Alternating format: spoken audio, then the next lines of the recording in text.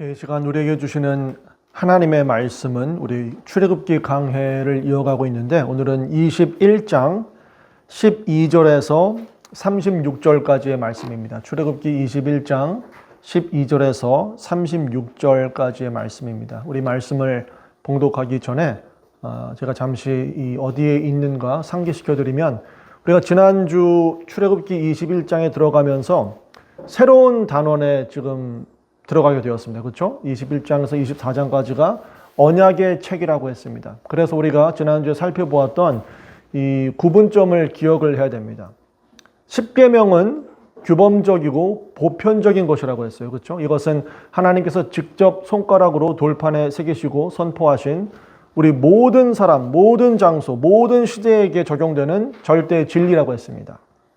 반면에 이 언약의 책은 서술적이고 시대 한정적이라고 했어요. 즉 이것은 판례법인데 하나님께서 고대 이스라엘 사회에게 이 영원한 절대 진리 십계명이 어떻게 이들의 복잡하고 혼란스러운 일상 속에서 적용될 수 있는가 그 예시들을 전해주는 것이라고 했습니다. 따라서 이것이 우리에게 직접적으로 적용되는 것은 아니에요. 하지만 어떻게 하나님께서 이 십계명을 우리 삶 가운데 적용시킬 수 있는지 이것을 어떻게 가르쳐 주시는가 이것에 우리가 집중을 하고 이 말씀 뒤에 있는 그렇다면 하나님의 마음은 정말 무엇인가 우리가 여기에 이제 집중을 해야 되는 것입니다.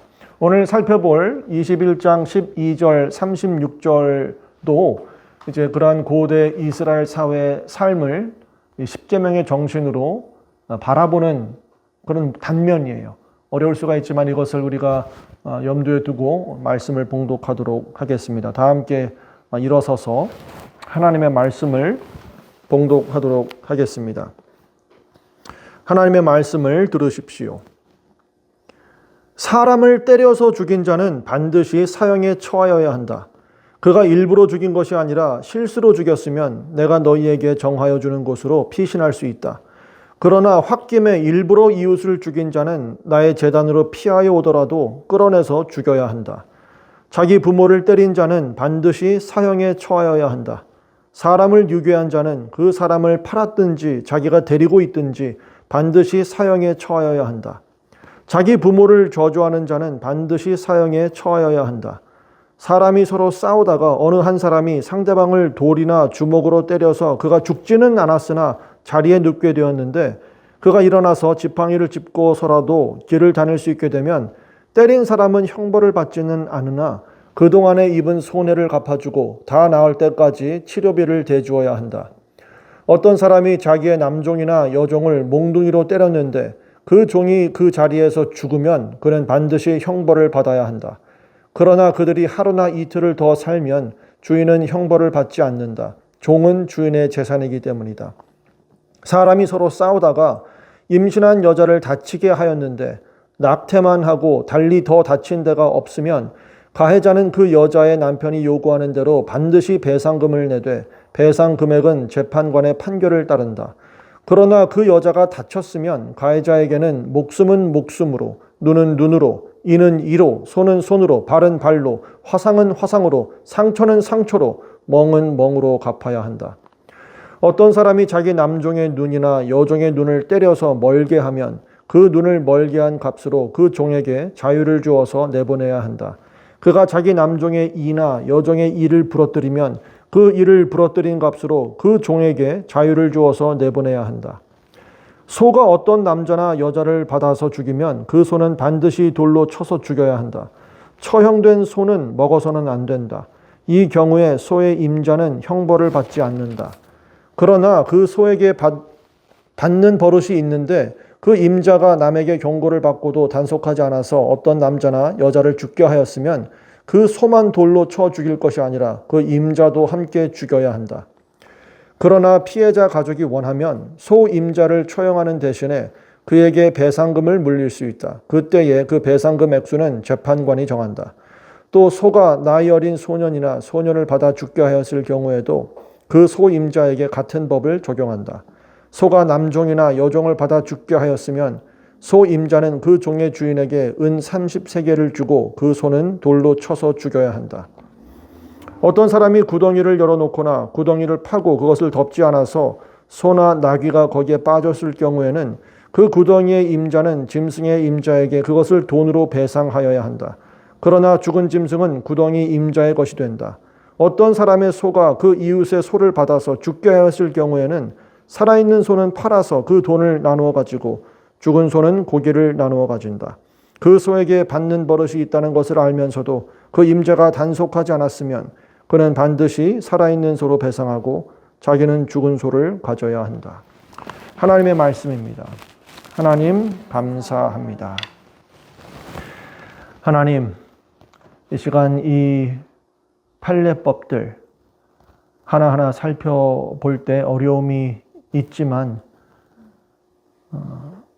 이렇게 모든 것을 세세하게 신경 쓰시고 어떻게 하면 주님의 마음을 타락한 인간 사회와 우리의 마음 가운데 보여주시고 거룩한 사회가 참으로 의로운 사회가 어떠한 것인지 가르쳐주시는 그런 주님을 만나게 하여 주시옵소서.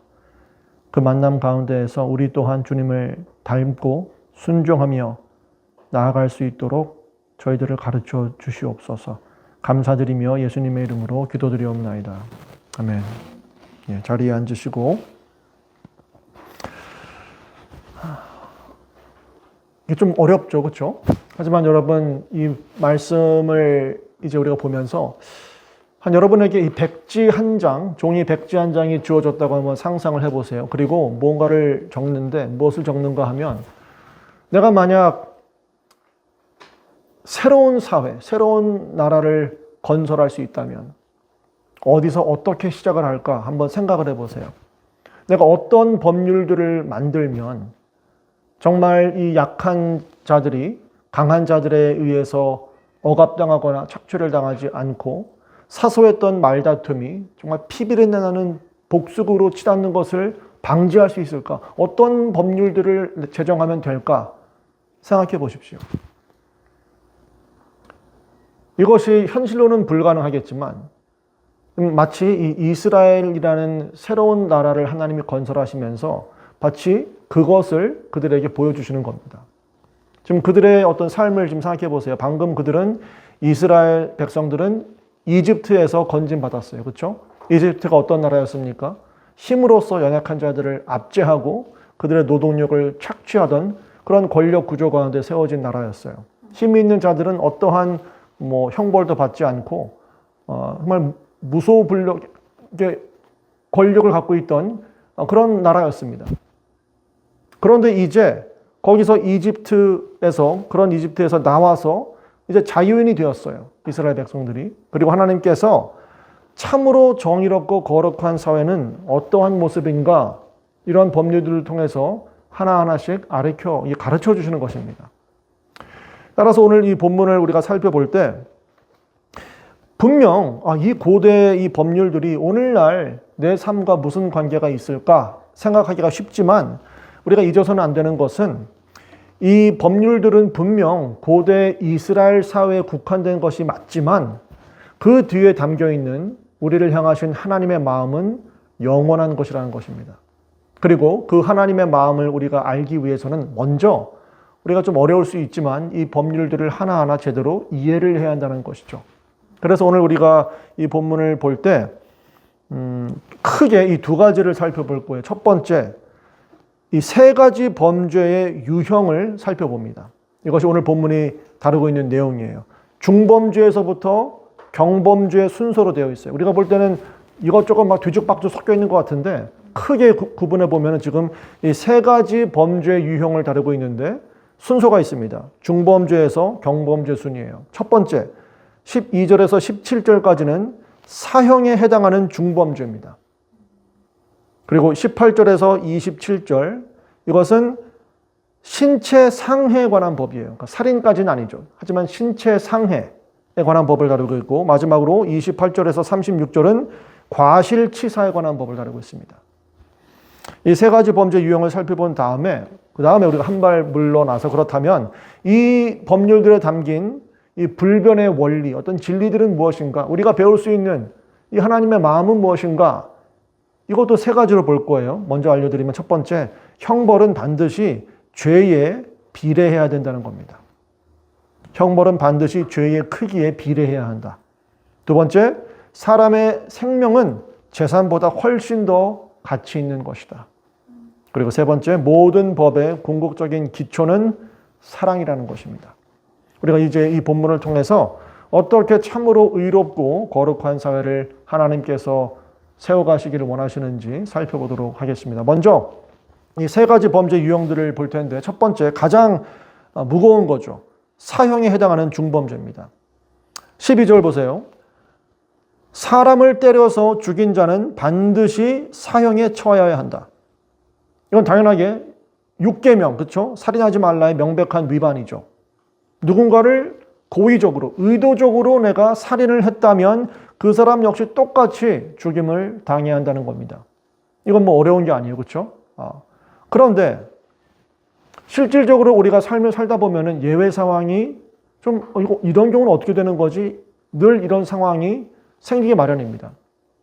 예를 들어서 그렇다면 살인 행위는 살인 행위인데 고의가 아니었고 비고의적, 의도치 않은 살인이었다면은 어떻게 되는 것인가? 이런 경우는 좀 다르지 않은가? 그것이 이제 13절이죠. 그가 일부러 죽인 것이 아니라 실수로 죽였으면, 즉 말다툼이나 분노 끝에 갑자기 그 순간에 자기 감정을 못 이겨서 우발적으로 계획 없이 홧김에 죽인 경우, 이런 경우라면, 그런 고의적인 살인이 아니었다면, 계획 범죄가 아니었다면 하나님께서 내가 너희에게 정하여 주는 것으로 피신할 수 있다, 이렇게 말씀을 하세요. 이것이 나중에 발전돼서 민수기 35장의 도피성으로 발전됩니다. 6개의 도피성으로 너가 도망가면은 일단은 거기서 목숨을 건질 수가 있다라는 이제 조항으로 발전되는 거예요. 여기에 배경이 무엇인가? 왜 이런 배경이 있을까? 이게 무엇일까 하면은 이 고대 사회는 수치와 명예 사회였어요. 그렇죠? 당시에는 옆에 경찰이 늘 상주하고 있는 것도 아니고 수치와 명예 사회인데, 만약에 누군가가 우리 가족 중 누군가를 해쳤다, 살인했다, 죽였다, 그러면 이 피해를 받은 가족은 무엇을 하는가? 피해 보복자, avenger of blood 라고 부르는 한 사람을, 우리 가족 중에 한 사람을 보내서 이 사람을 끝까지 추적해서 그를 죽임으로써 우리 가족의 이름과 명예를 지키는 겁니다. 이게 고대 사회의 문화였어요. 그런데 그런 경우 하나님께서 말씀하시는 거죠. 하지만 고의로 죽인 게 아니고 우발적으로, 실수로, 의도치 않게 죽인 경우라면은 일단은 안전한 피신처로 도망가게 해서 이 피해 보복자로부터 이 보호를 시키는 겁니다. 일단은 안전한 피신처에 가면 그곳에서 일단 이 마을의 어떤 장로들로부터 이 심판, 정식 재판을 받고 어떤 보호를 받을 수가 있는 거죠. 즉각 그 장소에서 보복을 당하는 것을 지금 막아주는 겁니다. 일단 정식 재판을 받을 수 있게 해주는 거죠. 자, 그렇다면 또 인간의 마음이 어떻습니까? 이런 장치가 있다면 이것을 또 남용하고 싶은 마음이 들 수가 있죠. 우리가 오늘날로 말하는 이 범죄자가 이 도피권 또는 피신권을 악용하는 경우는 어떻게 되는 것인가? 도피권이 무엇입니까? The right of sanctuary 라고 오늘은 말을 하는데, 역사적으로도 이 군주들과 제국들은 이 도피권을 인정을 해왔어요. 도피권이 무엇인가? 도망자가 성당이나 교회 같은 곳으로 피신을 하면, 발을 들여놓으면 공권력이 함부로 들어와서 끌어낼 수가 없는 거예요. 이것은 거룩한 곳이기 때문에. 그렇죠? 이처럼 고대 세계에서도 제단, 하나님께 예물을 바치는 제단은 가장 거룩한 장소였죠. 그래서 범죄자가 이런 생각을 할 수가 있는 거예요. 이곳은 아무나 들어올 수가 없는 거룩한 장소니까 만약 내가 사람을 죽인 다음에 이곳에 달려들어와서 여기에 제단을 붙잡으면, 이 뿔을 붙잡고 있으면 사람들이 막 들어와서 나를 끌어내지 못할 거야 라고 남용할 수 있다는 거죠. 근데 그런 경우는 이렇게 도피권을 악용하면 어떻게 되는 것인가? 그러니까 매우 구체적인 질문이에요. 그렇죠? 그럴 경우 하나님의 답은 이렇습니다. 용납지 않으세요. 14절. 그러나 홧김에 일부러 이웃을 죽인 자는 나의 제단으로 피하여 오더라도 끌어내서 죽여야 한다. 자, 모든 판례들을 다 다루고 있지는 않지만 기본적으로 이런 것들을 말씀하고 계신 거예요. 사형에 해당하는 첫 번째 중범죄, 고의적 살인에 관한 내용들입니다. 그러면 사형에 해당하는 두 번째 중범죄는 무엇인가? 좀 우리에게 의외일 수가 있습니다.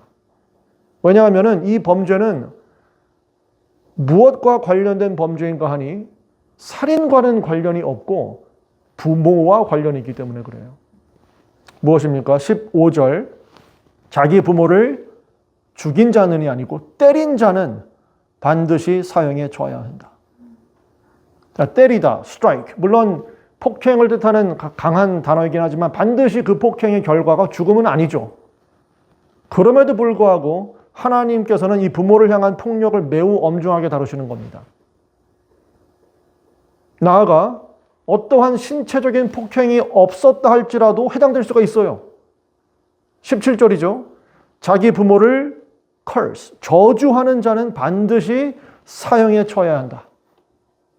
자, 히브리어로 우리가 지금 10계명 때 5계명 보면서 보았지만 이 공경하다, 이것은 무겁게 여긴다라는 의미를 갖고 있다고 했습니다. 그것의 반대는 저주예요. 왜? 저주는 무슨 뜻인가? 가볍게 여기다, 업신여기다, 멸시하다라는 뜻을 갖고 있어요. 즉 부모를 저주한다는 것은 단지 한 번의 어떤 불효, 어떤 말 이런 뜻을 뜻하는 게 아니라 당신은 내 부모가 아니고 나도 당신 자식이 아닙니다. 부모의 권위를 완전히 부정하는 태도예요. 구체적으로는 이 늙은 부모를 돌보기를 내가 거부하고 멸시하는 행위입니다. 자식된 도리를 포기해버리는 거죠. 이런 자는 사형에 처해야 한다. 이렇게 엄중한가 우리가 놀랄 수가 있지만 우리가 이 5계명 때 살펴보았던 것처럼 이것은 5계명의 심화 적용에 불과합니다. 부모를 공경해야만 한다. 이것이 이스라엘 사회와 이 모든 것의 근간이기 때문에 그렇습니다. 단지 부모를 뜻하는 게 아니죠. 권위 체계에 대한 복종을 뜻하는 거예요. 그렇죠? 자, 사형에 해당하는 세 번째 중범죄 또 무엇인가? 이것은 우리가 지난주에 살펴본 것처럼 납치나 인신매매로 의한 그런 가장 악의적인 이 노예제도입니다. 그렇죠? 16절이에요. 사람을 유괴한 자는 그 사람을 팔았든지 자기가 데리고 있든지 반드시 사형에 처하여야 한다. 이것은 어떤 의미에서 도둑질하지 말라 8계명의 심화 적용입니다. 그렇죠? 이 조항은 근데 이 고대 세계에서는 매우 충격적이고 혁명적인 것이었던 거예요. 왜냐하니 고대 사회에서는 이 노예는 일단 법적으로 나의 재산입니다. 재산을 훔쳤다고 사형에 처하는 것은 거의 극히 드물었어요. 재산을 빼앗았다고 죽인다. 그런데 이스라엘 사회에서는 이 종은 노예는 단순한 재산이 아니라 하나님의 형상대로 지음받은 인간이었다는 것을 인정하는 겁니다. 돈을 위해서 그래서 사람을 유괴하고 매매하는 것, 하나님 보시기에 너무나도 가증한 끔찍한 죄여서 팔아넘긴 사람만이 아니고 구매한 사람까지 사형에 처하도록 하고 계세요. 아주 무섭죠. 왜 그렇습니까? 간단하죠. 수요가 없으면 공급도 없기 때문이에요. 사는 사람이 없는데 왜 인신매매를 하고 납치를 하겠어요? 둘 다 죽어마땅하다. 두 번째 범죄의 유형. 자, 첫 번째는 사형에 이르는 중범죄였다면 두 번째 범죄의 유형은 신체 상해에 관한 법입니다. 18절에서 27절까지인데 이것이 또 매우 실질적이죠. 왜냐하면 모든 이 폭력이 다 죽음으로 이어지는 건 아니잖아요. 많은 경우, 훨씬 더 많은 경우 부상으로 연결됩니다. 자, 그럴 때는 그럼 어떻게 해야 되는 것인가? 이 기본적인 원칙은 매우 상식적이에요. 상해를 입힌 자가 보상을 해야 한다는 겁니다. 그렇죠? 피해를 끼친 자, 상해를 입힌 자가 보상해야 된다. 아주 기본적인 상식적인 원칙입니다. 18절, 19절 첫 번째 예로 사람이 서로 싸우다가 어느 한 사람이 상대방을 돌이나 주먹으로 때려서 그가 죽지는 않았으나 자리에 눕게 되었는데 그가 일어나서 지팡이를 짚고서라도 길을 다닐 수 있게 되면 때린 사람은 형벌, 이 문맥에서는 이제 사형을 뜻하는 거죠. 그렇죠?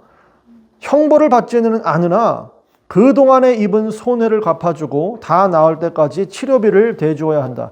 지극히 상식적이고 당연하죠. 아주 합리적입니다. 그렇죠? 그렇다면 이 피해자가 이런 일반인이 아니라 종이라면 어떻게 되는 것인가? 차이가 있는 것인가? 20절, 21절. 어떤 사람이 자기의 남종이나 여종을 몽둥이로 때렸는데 그 종이 자리에서 죽으면 그는 반드시 형벌을 받아야 한다. 이 문맥에서는 사형일 가능성이 매우 높죠. 놀라운 조항이죠, 그러면. 그렇죠? 그러나 그들이 하루나 이틀을 더 살면 주인은 그 형벌을 받지 않는다. 종은 주인의 재산이기 때문이다.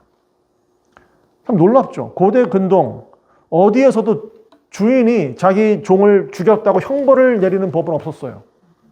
나의 재산인데, 나의 것인데, 다른 사람 종도 아니고 내 종인데, 오직 이스라엘에서만 종들이 이런 독보적인 보호와 권리를 보장받았던 것입니다. 종이 맞아 죽으면 이 나만의 내 사적인 문제가 아니에요. 온 마을이 개입해서 정당한 법적 처벌을 받게 하는 겁니다. 그 정당한 법적 처벌이 사형일지라도 말입니다. 하지만 종이 하루나 이틀을 더 살면 그런 형벌은 면하게 되는 거예요. 왜인가 하니 법적으로 종은 나의 재산이고 종의 죽음은 종이 아님 또는 일을 하지 못해서 이 노동력을 내가 얻지 못하는 것은 누구의 손해예요, 결국? 주인의 손해입니다. 나의 재산을 내가 잃어버린 거죠. 그것이 이미 이 벌칙에 해당되는 거죠. 오늘날 기준으로 보면은 다소 불만족스러운 부분이 없지 않아 있지만 이 고대 사회에서는 매우 혁명적이고 놀라운 그런 법이었던 거죠. 자, 26절, 27절. 근데 여기서 보세요. 어떤 사람이 종을 때려서 죽은 게 아니에요. 눈을 멀게 되거나 이가 부러진 정도만 돼도 어떻게 해야 한다고 합니까? 자유를 주어 내보내야 한다고 합니다. 참 놀랍죠? 죽은 것도 아니고 눈을 멀게 된 것은 아주 심각하죠. 이거 다 몸으로 일하는 사람들인데 보지 못하게 된다? 이거 심각한 피해죠. 그러나 이빨 부러진 정도 갖고도 그 값으로 자유를 줘야 한다. 더 나아가서 나중에 세워진 법은 더 급진적이에요.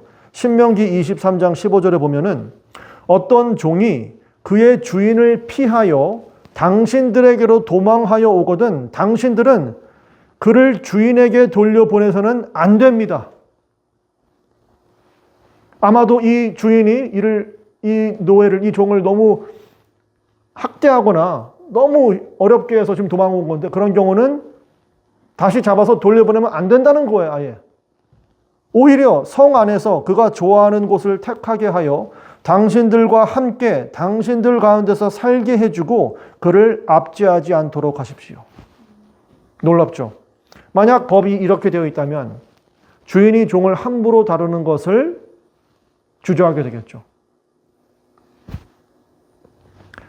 고대 사회에서는 다시 말씀드린 것처럼 종은 재산에 불과했어요. 하지만 이스라엘에서는 종이 비록 법적으로는 이 재산의 성격을 가졌을지 몰라도 단지 재산만은 아니라는 것을 확실하게 하는 겁니다.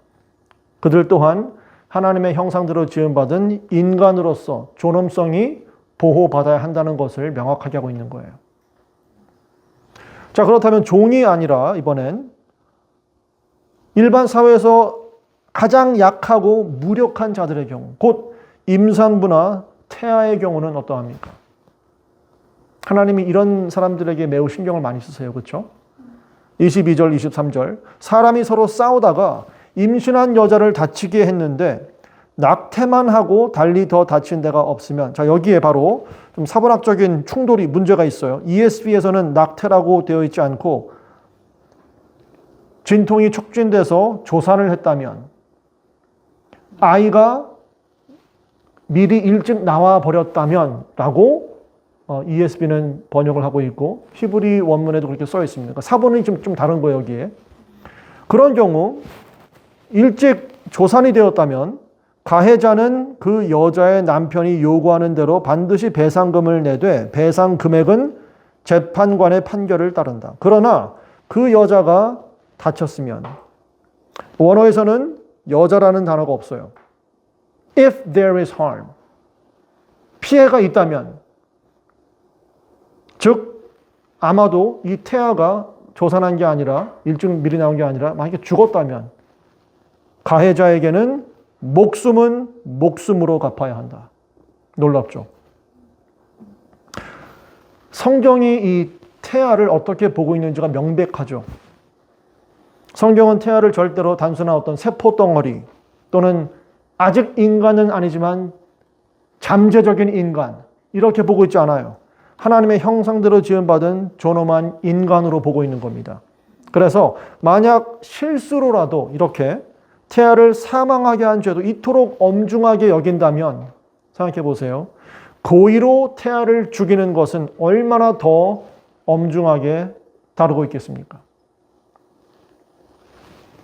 자, 지금까지 우리가 가장 무거운 순서로 세 가지 유형의 범죄를 살펴보았어요. 사형에 해당하는 중범죄, 고의적 살인이었고 좀 예외 사항들을 살펴보았고, 두 번째로는 신체 상해였고, 이제 세 번째 범죄 유형은 가장 경범죄에 해당하는, 여기서는 적어도 과실치사, 과실치사에 관한 법입니다. 그것은 다 살펴보지 않고 좀 크게 묶어서 살펴볼게요. 28절에서 36절까지인데 키우던 동물이 사람을 죽이는 경우에 해당하는 거죠.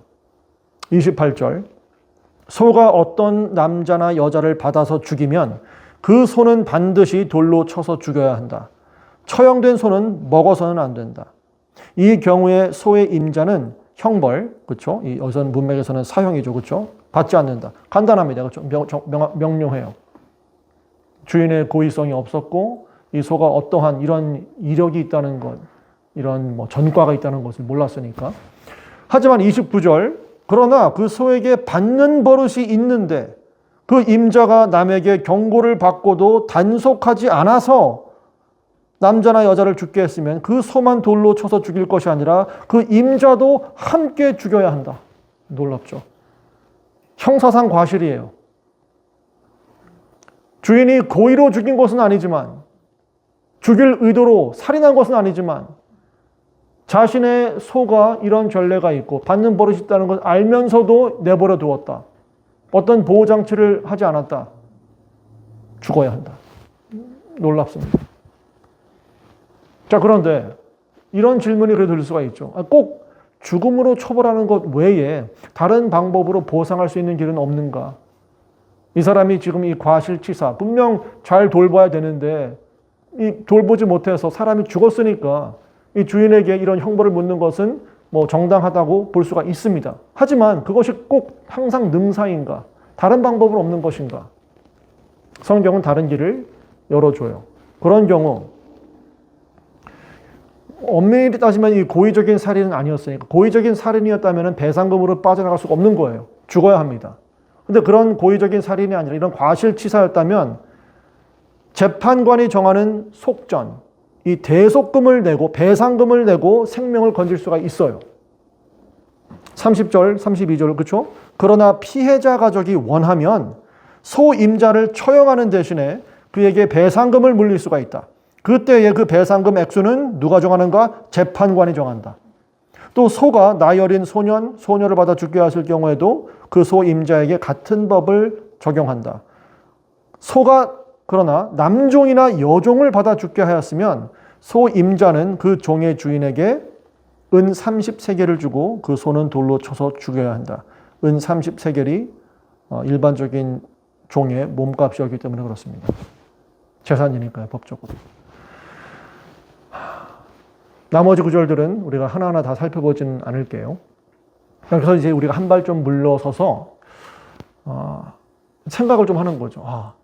그렇다면 하나하나 이런 법들을 세세히 살펴보았는데 오늘날 우리에게 그럼 적용되는 어떤 원리들, 이 진리들은 무엇일까? 우리를 향하신 이 하나님의 마음은 어떤 것이고 우리가 또 어떤 것을 그럼 발견해야 되는 것인가 했을 때 적어도 세 가지가 크게 우리가 살펴볼 수가 있는 것입니다. 첫 번째는 형벌은 그 죄의 크기에 비례해야 한다는 거예요.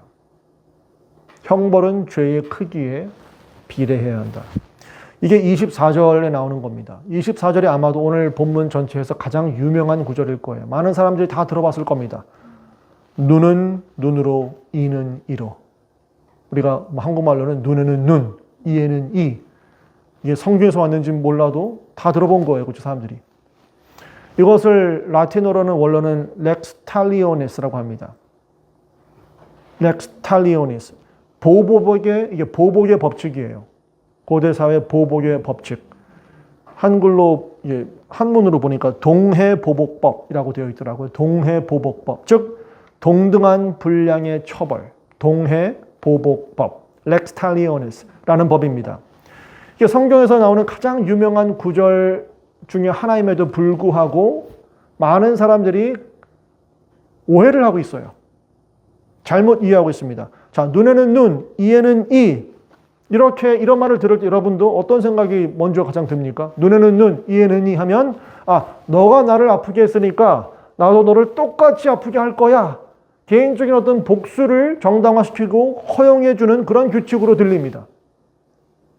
하지만 이 문맥을 잘 보면 원래 성경에서는 이 법은 이처럼 복수를 장려하고 정당화하려는 법이 아니라 그 반대예요. 복수를 제한하고 통제하는 법입니다. 왜 그런가 하니 인간의 심리, 이 죄악된 인간의 심리가 어떻습니까? 누군가 나에게, 우리 가족에게 큰 해를 입혔어요. 예를 들어서 너가 감히 내 아들을 때렸어? 이 명예수치 사회에서 우리 장손을 때렸단 말이야? 어떻습니까? 그럼 나는 너의 아들을 내가 죽이고 말겠어. 감히 너희가 아주 본을 보여줘야지. 그럼 저쪽 가족에서 감히 우리 아들을 죽였다니. 그럼 나는 너의 온 가족을 다 죽여버릴 거야. 그럼 이쪽 마을에서 우리 가족을 다 죽인다고? 그럼 난 너희들의 온 마을에 불을 질러버릴 거야. 완전히 다 없애버릴 거야. 우리가 받은 만큼만 갚아주려고 하지가 않고 받은 만큼 그 이상을 넘어서 복수를 하려고 하죠. 본때를 보여줘야 되겠다. 다시는 이러지 못하도록. 인간의 심리에 마음이 이렇다는 것입니다. 다 자멸을 하는 거예요. 그래서 이 동해보복법, 렉스 탈리오니스는 이처럼 사적인 보복을 막고 형벌이 죄의 크기를 넘지 못하도록 제한시키고 있는 겁니다. 누군가 너의 눈을 멀게 했다면 목숨을 빼앗아서는 안 된다는 거예요. 형벌은 반드시 범죄의 크기에 비례해야 한다. 첫 번째 큰 원리입니다. 두 번째 원리는 사람의 생명은 어떤 재산보다 훨씬 더 가치 있는 것이다라는 겁니다. 인간의 존엄성이죠. 사람의 생명은 어떤 재산보다 훨씬 더 큰 가치가 있는 것이다. 우리가 이런 규칙들을 하나하나 이렇게 세세 살펴보면은 어떤 것들은 이게 참 가혹하다라고 느껴질 수가 있어요. 하지만 정말 그 뿌리, 그 아래에는 어떤 원리가 담겨 있는 것인가? 그것은 바로 인간의 생명은 존엄하다는 이 굳건한 진리가 있는 거예요. 인간의 생명은 존엄한 것이다. 그 어떤 것보다도 값진 것이다. 인간의 존엄성은 계급, 부, 건강, 능력, 그 어떤 인간이 정한 틀에 의해서 결정되는 게 아닌 거예요. 오직 모든 인간은 하나님의 형상대로 지음받았다는 그 사실 하나로 동등하게 존엄한 것입니다. 이것이 고대 사회에서는 매우 혁명적인 생각이죠. 고대 사회에서 이 사형 제도는 나와 같거나 더 높은 계급에 있는 사람을 해쳤을 때만, 죽였을 때만 적용됐어요. 나보다 더 낮은 계급에 있는 사람들에게는 적용되지 않았습니다. 그건 우스운 얘기예요. 종인데, 노비인데. 그러나 이스라엘에서는 아무리 내가 강력한 권력을 쥐어진 주인이라 할지라도 부당하게 내가 종을 쳐서 죽이면 사형에 처할 수가 있는 거예요. 충격적이죠.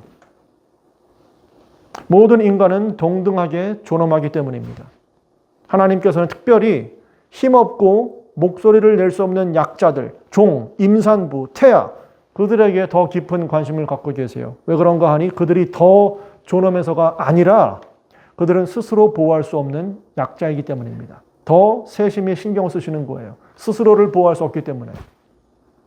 만약 종이라 할지라도 여러분, 하나님의 형상대로 지음받았다는 이유로 생명이 존엄하고 이렇게 함부로 죽여서는 안 된다면 고의로 가장 작고 연약한 태아를 죽이는 행위, 얼마나 더 끔찍한 죄악입니까? 낙태는 단순히 한 인간을 향한 부당한 폭력일 뿐만 아니라 가장 크고 존귀하신 창조주 하나님을 향한 거역이고 악행인 것입니다. 반역인 것이에요. 물론 사유재산의 보호, 성경은 큰 관심을 갖고 있어요. 존중을 합니다. 중요합니다. 그래서 이 모든 조항들을 보면은 어떻게 하면 합법적으로 모든 보상을 다 받고 착취당하지 않을 수 있겠는가, 이것을 보호하고 지키기 위해서 많은 조항들이 있어요. 그렇죠? 하지만 그 모든 것에 앞서 사람의 생명이 가장 귀한 것이라는 것이 명백한 겁니다. 사람의 생명이 가장 가치 있는 것이다. 예수님의 삶 사역 가운데서도 너무 극명하게 드러나죠. 2,000마리의 돼지떼, 얼마나 값진, 얼마나 이게 큰 재산이에요. 오늘날도 2,000마리의 돼지떼를 가지고 농장 주인이다? 큰 돈입니다. 그렇죠? 근데 저기 한 명의 귀신 들린 무덤에 사는 부정한 사람이 있어요. 빨리 죽었으면 좋겠어요. 온 마을이 두려워합니다. 집에 애들을 내보낼 수가 없어요. 무서워서. 근데 예수님은 2,000마리의 돼지떼와 저 한 귀신 들린 사람의 목숨을 기꺼이 맞바꾸시는 거예요. 한 영혼이 온 천하보다 더 귀하기 때문입니다. 세 번째, 마지막 세 번째 불변의 진리는 바로 이것이죠. 모든 법의 궁극적인 기초는 사랑이라는 겁니다. 사랑이어야 한다. 산상수훈에서 예수님께서 오늘 본문 이 24절 동회보복법을 인용하신 적이 있습니다. 그렇죠? 마태복음 5장 38절 39절에 주님께서 이렇게 말씀하세요. 눈은 눈으로 이는 이로 갚아라 하고 말한 것을 너희는 들었다. 그러나 나는 너희에게 말한다. 악한 사람에게 맞서지 말아라. 누가 내 오른쪽 뺨을 치거든 왼쪽 뺨마저 돌려대어라. 자, 주님께서는 지금 모세의 율법을 지금 반박하시는 게 아니에요. 그렇죠? 분명 말씀하셨죠. 동일한 문맥에 나는 지금 율법을 폐하러 온 것이 아니다. 완성하러 온 것이다. 그러니까 지금 이 동의보복법, 이 출애굽기 21장 24절 말씀에 틀렸다라고 말씀하시는 게 아니에요. 예수님은. 이것을 잘못 이해하고 남용하고 오용하고 악용한 당시 종교 지도자들, 이스라엘 백성들의 그 생각, 그 해석을 지금 반박하고 계신 겁니다. 당시 종교 지도자들은 이 법을 내가 어디까지 이 법을 어기지 않는 선에서 최대 복수를 할 수 있을까? 이 사적 보복의 구실로 악용을 했어요. 너가 나를 다치게 했으니까 이제 나도 합법적으로 너를 다치게 할 수 있는 권리가 생긴 거야 라고 생각을 하는 거예요. 예수님 이를 교정하시는 겁니다. 그건 율법의 정신이 아니다. 누가 너의 오른쪽 뺨을 치거든 왼쪽 뺨마저 돌려대어라. 자, 우리가 누가 오른쪽 뺨을 친다.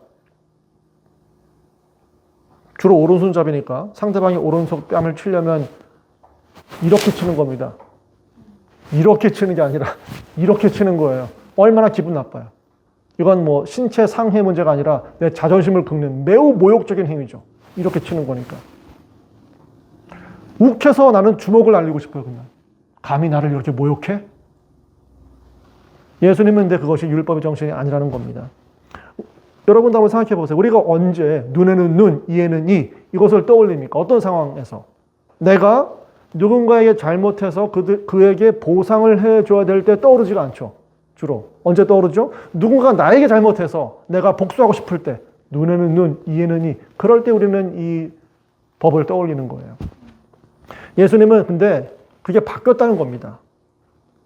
동의보복법은 남에게 피해를 주었을 때, 내가 남에게 피해를 주었을 때 정직하게 책임을 지라는 그런 법이지 남에게 내가 보복하고 안갚음하라고 주는 권리가 아니라는 거예요. 내가 피해를 주었을 때에는 눈에는 눈, 이에는 이 충분하게 보상을 하라는 겁니다. 딱 맞게 내가 저지른 만큼 딱 맞게 보상을 하고 반대로 내가 억울한 일을 당했을 때는 예수님께서는 마땅히 요구할 수 있는 너의 권리이지만 그 권리마저 포기해라. 기꺼이 손해를 보고 오히려 긍휼을 베풀어 주어라. 놀랍죠. 우리가 이런 예수님의 말씀을 들을 때 우리 마음 깊은 곳에서 반발심이 생기는 거예요. 왜요, 예수님? 제가 왜 그래야 합니까? 왜 제가 나의 마땅한 권리를 포기하고 내 억울함을 참고 나를 미워하는 저 사람을 내가 사랑해야 하는 것입니까? 라는 반발심이 생기죠. 하지만 우리가 그런 질문을 던지는 순간 누군가가 떠오르지 않습니까?